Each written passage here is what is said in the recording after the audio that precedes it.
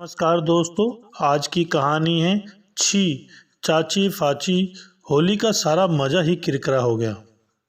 इतनी छोटी सी तो हूँ मैं क्या कहानी किस्सा कुछ कह पाती हूँ। पर बात यह हुई कि इस बार होली पर हमारी नई नई चाची, जिनकी अभी 4 महीने पहले ही शादी हुई है, हमारे यहाँ आने वाली थी। पर शायद वह भी कहने की कोई बात नहीं है। मुझे जहाँ तक मालूम है, शुरू में सभी बहुएं जब मायके से आती हैं तो थोड़ी बहुत मिठाई साथ लाई ही थी। पिंकी की भाभी 10 किलो मोतीचूर के लड्डू लाई थी। लाई तो वह 2-2.5 किलो गुलाब जामुन भी थी। पर पिंकी मुझे बता रही थी कि उसकी अम्मा ने सारे गुलाब जामुन छिपा ली थी, किसी को भी बताया नहीं। और पांचू की मामी जब आई थी, वह भी अपनी माँ के घर से टोकरों मिठाई लाई थी। उसकी ननिहाल के शहर के घर घर में इतनी मिठाई बांटी गई कि लोग मिठाई के नाम से भी उबने लगे। जब कभी भी मिठाइयों की बात चलती है तो पांचू हम लोगों को अपनी मामी के साथ आई एक एक मिठाई की बातें ऐसे सुनाता है कि हमारे सबके मुंह में पानी भर जाता है। इतनी मिठाई आई कि जिन कपड़ों में वे टोकरे बांध कर आए थे, सारी मिठाई खत्म होने के बाद भी उनसे मुद्दत तक खुशबू आती रही। और अब हमारी बारी है। हमारी चाची आएगी और साथ में मिठाई तो कुछ लाएगी ही। इतना अनुमान मैं क्या नहीं लगा सकती? 25-30 किलो से क्या कम होगी। बात यह है कि हमारे दादा और दादी तो बनारस में रहते हैं, सो वहीं से उन्होंने चाचा की शादी की थी। हम भी वहाँ पूरे 2 महीने रहे। मिठाई मिठाई सब वहीं ख़त्म हो गई। यहाँ हमारे मित्रों में बांटने को मम्मी कुछ भी नहीं लाई। और पांचू की माँ अपने घर से एक छोटी टोकरी में बहुत सी मिठाई लाई थी। एक बालूशाही पांचू ने मुझे भी चुपके से दी थी। बड़ी अच्छी थी। उसका स्वाद और खुशबू तो मुझे अभी तक याद है। मम्मी कहती है, मिन्नी तू बड़ी नदीदी है। मैं गुस्सा हो जाती हूँ, पर क्या बताऊँ, मिठाई की बात आते ही मेरी नाक में खुशबू ही नहीं भर जाती, बल्कि मुंह में स्वाद भी आ जाता है। चाचा की चिट्ठी आई थी कि वह चाची के साथ 4-5 दिन को आ रहे हैं और यहीं से फिर बम्बई चले जाएंगे। तो मैं खुशी के मारे उसी दिन बंजर बट्टू बन गई। बंजर बट्टू क्या होता है हमें नहीं मालूम। हमारी मम्मी ही मुझ पर जब गुस्सा होती है तो डांट लगाती है, क्या बंजर बट्टू सी सारे दिन में नाचती रहती है।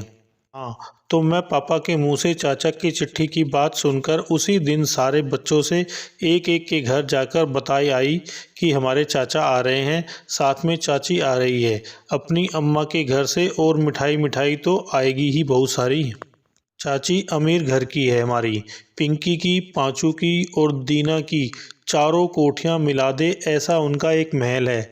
महल में ऐसे बड़े बड़े ऊंचे ऊंचे कमरे की धीरे से बोलो कि भी आवाज़ ऐसे गूंजे जैसे लाउडस्पीकर पर बोल रहे हैं।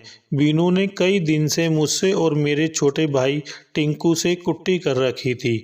जब उसने सुना कि हमारे चाचा चाची आने वाले हैं, उनके साथ में ढेरों मिठाई आने वाली हैं, तो झपटकर नाक कान पर हाथ धरकर कुट्टी तोड़कर हंसने लगी। वाह मिन्नी, तुझसे क्यों कुट्टी करूँगी, तुम तो मेरी एकदम पक्की सहेली हो। वह तो दीना ने झूठ मूठ बात लगा दी थी, मैं सब जानती हूँ। बीनू ऐसी ही है, जब दूसरे का मतलब होता है तो अपने घर में घुस जाती है, किसी से ढंग से बात भी नहीं करती, और जब अपना मतलब होता है तो चट से पक्की सहेली बन जाती है, लालची कहीं की। चाची के साथ आई मिठाइयों में कोई इमरती होगी तो जरूर इस बीनू को दे दूंगी। भला इमरती भी कोई मिठाई है? पर यह ना सोचो कि कोई चाची के आने से हमारे यहाँ बड़े मज़े हो रहे हैं। ओफ, चाची क्या आ रही है कि पापा ने हम दोनों से फौज के जवानों जैसी कवायद शुरू कर दी है। सुबह सुबह उठकर मैं बरामदे में सीढ़ी पर बैठी ही थी कि पापा ने गरज कर आवाज़ दी, ए मिन्नी इधर तो आओ। मैं डरते डरते उनके पास पहुंची तो डांटते हुए बोले, क्यों री, 10 बजे सोकर उठी है और आलसियों की तरह सीढ़ी पर बैठ गई। तुझे नहीं मालूम कि खाट से उठकर ऐसे सीढ़ियों पर बैठना मनहूसों का काम है। तेरी चाची देखेगी तो क्या कहेगी। चुप रही। क्या कहती, पापा जो ठहरे, पर मुझे क्या घड़ी देखने नहीं आती? 7:30 बजे हैं और कहते हैं 10 बज गए। हूँ। रोज़ सुबह सुबह पापा खाट पर पड़े पड़े आवाज़ लगाते हैं, अरे यह कमबख्त बहादुर सिंह अभी तक चाय नहीं लाया, कहाँ मर गया? मम्मी उठेगी सो इन्हीं सीढ़ियों पर बैठकर कहेगी, अरे बहादुरे, तुझे एक कप चाय देने में भी बरसों लग जाएंगे। मेरी तो चाय के बिना आंखें भी नहीं खुल रही। कल पापा मम्मी से कह रहे थे, ए जी जरा ढंग से रहना सीखो, बाल काटती हो तो घुटनों तक शीशा धर कर, फिर वहीं खाट पर ही शीशा छोड़ देती हो और वहीं कंघा। मम्मी बिगड़ गई। मैं तो अपनी अम्मा के घर से इतनी बड़ी ड्रेसिंग टेबल लाई थी, पर तुम्हारे लाडने ने गेंद मारकर शीशा तोड़ डाला, तो क्या मैं जाती उसे बनवाने? अरे मेरे लिए नहीं तो कम से कम अपनी लाडली बहुरानी के लिए ही उसे बनवा दो ना। कबाड़ खाने में डाल दिया है मेरी ड्रेसिंग टेबल को। पापा उसी दिन झटपट जाकर ड्रेसिंग टेबल ठीक करवा लाए। मजदूर लगवाकर सारे घर की पुताई करवाई। सारा सामान खुद ही मजदूरों से जमवाया। वाह, हमारा घर तो एकदम चमाचम हो गया। जरा सी भी गड़बड़ देखते तो पापा डांटने लगते, क्या गड़बड़ कर रखी है? क्या सोचेगी बहुरानी की जेठ जी डिप्टी कलेक्टर हैं, पर ढंग से रहना भी नहीं आता। एक दिन मम्मी से बोले, ए जी सुनती हो, बहुरानी के घर के एक कमरे में ही इतनी कीमती सामान लगा है कि हमारी पूरी कोठी में भी नहीं होगा। बात तो पापा एकदम ठीक कहते हैं। उनके ड्राइंग रूम में जो पीतल की बहुत बड़ी नटराज की मूर्ति रखी है, उसी के लिए बाराती लोग कह रहे थे कि हज़ारों रुपए की होगी। पापा की बात सुनकर मम्मी बिगड़ गई। होगी अमीर अपने घर की, हमें कौन कुछ दे जाएगी? पापा ने हाथ जोड़ दिए। अच्छा भली मानस, उनके सामने अपनी जबान कंट्रोल में रखना। मम्मी जल भुनकर कुछ कहती कि रसोई घर से सब्जी जलने की बांस आई और वह उधर ही भागी। सब्जी उतार कर वह वहीं से चिल्लाई, ये सुनते हो जी, तुम्हारी लाडली बहुरानी के घर में 6 नौकर होंगे। उनकी अम्मा और वह पलंग से पाँव भी नीचे न धरती होगी। वह आएगी तो क्या कहेगी कि उनकी जेठानी हर समय चूल्हे से ही चिपकी रहती है। शर्म नहीं आएगी तुम्हें? यह कमबख्त बहादुर सिंह तो हर समय बाजार। पर पापा बहादुर सिंह को लेकर बाजार जा चुके थे। मुझे और टिंकू को हंसी आ गई। मम्मी आज सचमुच दीवारों से बातें कर रही थी। अरे जाने भी दो, बच्चों को मम्मी पापा की बुराई नहीं करनी चाहिए। किताबों में लिखा है इससे पाप लगता है। मेरा दिमाग भी कितना ख़राब है। क्या कह रही थी, क्या कहने लगी, तभी मम्मी कहती है, तू कुछ नहीं कर सकती, हर बात भूल जाती है। पिछले महीने मम्मी ने विमला आंटी से पूछवाया था कि वह अचार की मिर्चें लेने बाजार चलेगी क्या। रास्ते में मुझे छुन्नू मिल गया। बताने लगा कि उसकी मम्मी अस्पताल से आ गई है और उसके लिए एक नन्हा सा भैया लाई है। सो मैं सब कुछ भूल भाल कर चटपट छुन्नू के साथ उसका भैया देखने भाग गई। बड़ा प्यारा सा था, मक्खन जैसा था। छुन्नू की मम्मी ने थोड़ी देर को मेरी गोद में भी लिटा दिया था उसे। घंटे भर बाद लौटी तो बड़ी उमंग में कि मम्मी से जिद करूंगी कि वह भी अस्पताल जाकर जूर एक छोटा सा भैया ले आए। नहीं नहीं नहीं, भैया नहीं, टिंकू कितना शैतान है, मुझे बिल्कुल भी अच्छा नहीं लगता।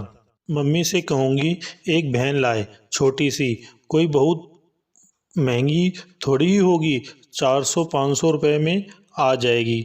मैं उछलती उछलती चली आ रही थी कि दरवाजे पर ही मम्मी ने चपट लगाई, इतनी देर कहाँ लगा दी, विमला चलेगी या नहीं? फिर जैसे ही खुद से ही बोली, अब क्या चलेगी, शाम तो हो गई। मैं तो घबरा गई। हाय, विमला आंटी के घर जाना तो भूल ही गई, पर मम्मी से छटपट झूठ बोल दिया। विमला आंटी के सिर में दर्द हो रहा है। मम्मी भी तो ऐसे ही झूठ बोलती है। पापा कमीज में बटन टांगने को कह जाएंगे। मम्मी सारे दिन कहानी पढ़ती रहेगी। जब पापा पूछेंगे तो छट से कह देगी कि क्या करूं, कल सारे दिन सिर में दर्द ऐसा होता रहा कि आंख भी ना खोल सकी। हाँ, तो मैं क्या कह रही थी, याद आया। चाची के साथ आने वाली मिठाई की बात, तो मिठाई आना कोई ऐसी बात नहीं है कि उसके लिए किस्सा कहानी गढ़ने बैठ जाया जाए। तमाशा बना दिया पिंकी, पांचू, वीनू, दीना और टिंकू ने। मैं तो बराबर मना ही करती रही थी, पर सबने दोष मुझ पर ही जड़ दिया कि बिन्नी ने ही अलमारी के ऊपर से कैंची उतारी थी। फिर जब चाचा चाची आए तो कैंची थी भी तो मेरे हाथ में, बिना बात फंस गई मैं तो। बात यह हुई कि चाचा चाची की ट्रेन सुबह 8 बजे आने वाली थी। पापा सुबह से ही अपनी कार लेकर स्टेशन चले गए थे। मम्मी कहती भी रही, बेकार यह खटारा मत ले जाओ, इससे तो अच्छा है यही होगा कि उन्हें पैदल ही ले आना। पापा अच्छे मूड में थे, सो हंसते हंसते चले गए। छुट्टी का दिन था, यानी इतवार। गाड़ी लेट तो रोज ही होती होगी, क्या पता आज 1 घंटा पहले आ जाए। सो मैं और टिंकू सुबह ही नहा धोकर सज धज कर तैयार हो गए। किसी भी कार का हॉर्न सुनाई पड़ता तो हम यही समझते जैसे चाचा चाची आ गए। दौड़कर बाहर जाते, बाहर खेलते, तो मम्मी डांटकर बुला लेती कि बाहर मत खेलो, कपड़े गंदे हो जाएंगे। वैसे चाचा चाची का तो इंतज़ार था ही हमें, पर हमारे मुंह में तो सुबह से ही उनके साथ आने वाली मिठाई का स्वाद बसा था। आह, चौधरी स्वीट हाउस की मिल्क पुडिंग की कैसी बढ़िया खुशबू होती है। मुझे तो ऐसा लग रहा था जैसे सारे घर में मिठाई की खुशबू ही भरी हो। 8 बजते ना बजते पांचू, वीनू, पिंकी, दीनू, छुन्नू सब आ गए, ऐसे सज धज कर जैसे आज ही तो चाचा चाची की बारात जाने वाली हो और वे ही सब बाराती हों। नदीदे कहीं के, मैं तो कभी ऐसे किसी के घर नहीं जाती। वह तो पांचू जब अपनी ननिहाल से मामा की शादी करके आया था तो मैं कोई मिठाई खाने थोड़े ही गई थी, मैं तो अपनी नई किताब उसे दिखाने गई थी। तुम्हारा खटारा चाचा चाची को लेकर लौटा 11 बजे। चाचा मम्मी से कह रहे थे 2 घंटे गाड़ी लेट और 1 घंटे खटारा लेट, आखिर ट्रेन से तो कम ही लेट रहा। भाभी इस खुशी में मिठाई खिलाओ। मिठाई का नाम सुनते ही मेरे मुंह में फिर पानी आ गया। वाह, चाची के साथ आई बड़ी सी पिटारी में से कैसी बढ़िया खुशबू आ रही है। लखनऊ की मिठाई है ना। मैंने सोचा मम्मी अब झटपट चाचा चाची के साथ आई मिठाई की बड़ी सी टोकरी को खोलकर सबका मुंह मीठा कराएगी, पर मम्मी तो एकदम बुद्धू निकली। हंसते हंसते बोली, हाँ हाँ प्रकाश भैया, मिठाई क्यों ना खिलाऊंगी। कल इस खटारे की डायमंड जुबली मनाएंगे, तब इस पर बैठकर ताजमहल देखने जाएंगे। नई मिठाई खाना, क्योंकि यह भी तो शाहजहाँ के ज़माने का है ना। चाचा खिलखिलाकर हंस पड़े। बस फिर तो चूके ताजमहल। बस सब हंसने लगे और मिठाई की बात ख़त्म। यह भी कोई हंसने की बात हुई, काम की बात करना तो कोई जानता ही नहीं। और हम सोच रहे थे कि आज खाना नहीं खाएंगे, चाची के घर से आई मिठाई ही खाएंगे पेट भर। चौधरी स्वीट हाउस की काजू की दाल मोठ भी तो आई होगी। दाल मोठ तो मुझे बिल्कुल अच्छी नहीं लगती, पर काजू बहुत अच्छे लगते हैं। खैर कोई बात नहीं, मैं खाली काजू ही खा लूँगी। अब देखो ना, मैं अभी छोटी सी तो हूँ, पर मम्मी जब देखो डांटती रहती है। इतनी धींगड़ी हो गई, 9 साल की, भगवान जाने कब अक्ल आएगी इसे। वैसे एक बात है, मम्मी पिंकी, पांचू यानी सबकी मम्मियों से हमेशा यही कहती है, अरे हमारी मिन्नी तो देखने में एकदम लंबी हो गई है, वैसे तो अभी 6.5 साल की ही है। मैं तो फिर बात गड़बड़ कर गई। हाँ, तो मम्मी मुझे धींगड़ी कहती है, पर यह मम्मी खुद इतनी बड़ी हो गई है, इन्हें कौन अक्ल सिखाए। अब देखो सुबह से बच्चे सब भूखे बैठे हैं कि चाचा चाची साथ मिठाई आएगी तो खाएंगे, पर इन मम्मी को देखो, मिठाई सिठाई की कोई बात नहीं, जैसे उन्हें मिठाई पसंद ही ना हो। चाची ही कहती है कि इस पिटारी में मिठाई निकाल कर इन बच्चों को दे दो, सो उन्हें भी कुछ ध्यान नहीं। पापा जी जल्दी जल्दी आए और बोले, अरे भाई मैं तो भूल ही गया था, जल्दी से खाना लगाओ, 3 बजे अखिल चला जाएगा। बहुत कह गए थे कि वे लोग प्रकाश और बहू को लाएं, तो थोड़ी देर को ले आना, हम लोग तो आ नहीं पाएंगे। चारों जनों ने जल्दी जल्दी खाना खाया और चल दिए अखिल चाचा के घर। इतना भी नहीं सोचा कि अखिल चाचा कलकत्ते जा रहे हैं, तो चाची के साथ आई थोड़ी सी मिठाई उनके लिए भी ले चलें। मैं और टिंकू रह गए घर में। थोड़ा बहुत खाना दोनों ने खाया ही। जब मिठाई खाने का मन हो तो रोटी खाना क्या अच्छा लगता है क्या? पर सच, हम बच्चे बेचारे बड़े सीधे होते हैं। पापा वगैरह के जाने पर पिंकू, चुन्नू, दीनू, पांचू, वीनू सब अपने अपने घर खाना खाने चले गए। अभी तक तो मेरे लूडो से खेलते रहे, पर अब कब तक कर लूडो से खेलते? भूख भी तो लग रही होगी। बहादुर ने चाची का सारा सामान ऊपर के कमरे में पहुंचा दिया, जिसे पापा ने चाची के लिए पहले से ही सजा दिया था। पूरा 1 घंटा लगा होगा उनका सामान जमाने में। जब वह मिठाई की पिटारी उठाने लगा तो मैं भी वहीं खड़ी हो गई। पता नहीं बहादुर ने कहीं पटक पटका दी तो चूरा ही बन जाएगा। यह लखनऊ की मिठाई है जी, लखनऊ की।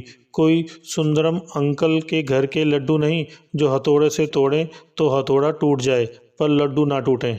बहादुर ने पिटारी उठाई तो एकदम नाक से सटाकर लंबी सी सांस खींचकर बोला, अरे वाह, क्या बढ़िया खुशबू आ रही है इसमें से। टिंकू ने पूछा तो बहादुर हंस दिया और टिंकू की नाक से पिटारी सटा दी। देख, आ रही है ना बढ़िया खुशबू। खुशबू तो मुझे भी बढ़िया लग रही थी, लखनऊ की मिठाई की। खुशबू के क्या कहने, मुझे तो नाम से ही खुशबू आने लगती है। तभी पांचू आ गया। टिंकू उछलते उछलते बोला, अरे पांचू, देखा ना, चाची की मिठाई की पिटारी में से कैसी बढ़िया खुशबू आ रही है। क्या मिठाई की पिटारी खोल ली? पांचू की आंखें चमकने लगी। अजी अभी कहाँ, तारीफ तो यही है, बिना खुले ही इतनी खुशबू आ रही है तो खुलने पर कितनी आएगी। तुम्हारी मामी के घर की बालूशाही में से तो इसकी आधी भी खुशबू नहीं आ रही थी। मैंने पांचू को चिढ़ाने को कहा, पर वह तो बड़ा चंट निकला। ऐसे हंसता रहा कि जैसे उसे मेरी बात पूरी ही ना लगी हो। इतने में पिंकी, छुन्नू, बीनू और दीना भी आ गए। बीनू तो अपने बाग से एक सुंदर सा फूल भी लाई मेरे लिए। बोली, ले मिन्नी, दीना ने तुझसे यही तो कहा था ना कि तूने मेरा फूल तोड़ा, सो मैं गुस्सा हो गई थी। ले, मैं तेरे लिए भी खुद फूल ले आई। अब तो मानती है ना कि मैं तेरी एकदम पक्की सहेली हूँ। सच, कभी कभी तो बीनू मुझे बहुत ही प्यारी लगती है। मैंने फूल अपने बालों में पिन से अटका लिया। टिंकू अपनी बुशर्ट में लगाने की जिद कर रहा था, पर कहीं लड़कियों के बालों से लड़कों की बुशर्ट में फूल ज़्यादा अच्छा लगता है क्या? कुछ भी नहीं मालूम इसे, एकदम बुद्धू है। खैर, हम सब ऊपर पहुँचे। पिटारी एक कोने में रखी थी, सो मैंने आगे खिसका ली। खूब भारी थी, एकदम ऊपर तक भरी हुई। टिंकू बोला, दीदी, क्या इसमें हाथ डालकर एक आध टुकड़ा मिठाई का निकाला नहीं जा सकता? मुझे तो बड़ी भूख लगी है। पिंकी ने घबराकर पूछा, अरे तो क्या तूने खाना नहीं खाया अभी तक? खाया तो था, पर थोड़ा सा। टिंकू शर्मा गया और बुरा बुरा मुंह बनाकर फिर मिठाई की पिटारी पर झुक गया। चुन्नू, दीना और पांचू पहले से ही पिटारी पर झुके, यह देखने की कोशिश कर रहे थे कि कहीं कोई छेद मिल जाए तो हाथ डालकर कुछ निकाला जाए, पर सारी पिटारी को मोटे वाले लाल कपड़े से बांध ऐसी बारीकी से सिया गया था कि 1-6 उंगली जाने की भी जगह नहीं थी। छी, चाची के घर वाले हमें क्या चोर समझते थे कि मिठाई चुराकर खा जाएंगे? मैंने कहा तो सब हंसने लगे। कुछ सोचकर पांचू बोला, सुन मिन्नी, यहाँ पर जरा दूर दूर पर सिलाई है, पर अगर कैंची मिल जाए तो थोड़ा काटकर अंदर हाथ डाला जा सकता है। टिंकू कैंची इधर उधर ढूंढने लगा। अगर इतनी देर में चाचा चाची आ गए तो कहेंगे बच्चे कितने नदीदे हैं। मैंने कहा, नदीदे क्यों हैं जी, मिठाई तो हमारी लोगों के लिए है ना। टिंकू ने अकड़ कर कहा, और क्या हम लोगों तुम लोगों के लिए नहीं?